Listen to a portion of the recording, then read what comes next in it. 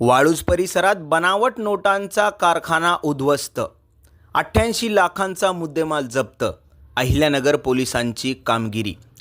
आज शनिवार 2 ऑगस्ट रोजी पोलिसांनी माहिती दिली की छत्रपती संभाजीनगर शहरातील वाळूज परिसरात अहिल्यानगर तालुका पोलिसांनी बनावट नोटांचं मोठं रॅकेट उघड करत 88 लाख रुपयांचा मुद्देमाल जप्त केला आहे।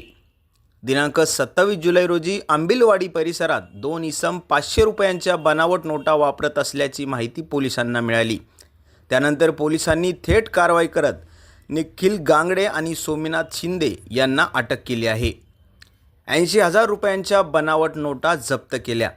तपास पुढे सरकताच बीड आणि संभाजीनगरमधील आणखी 5 आरोपींना अटक करण्यात आली आहे व एक आरोपी अद्याप फरार आहे।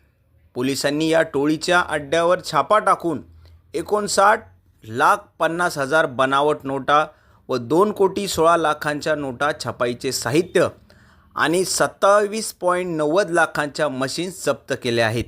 ही मोठी कामगिरी पोलीस अधीक्षक सोमनाथ गारगे आणि त्यांच्या तपास पथकाने केली आहे।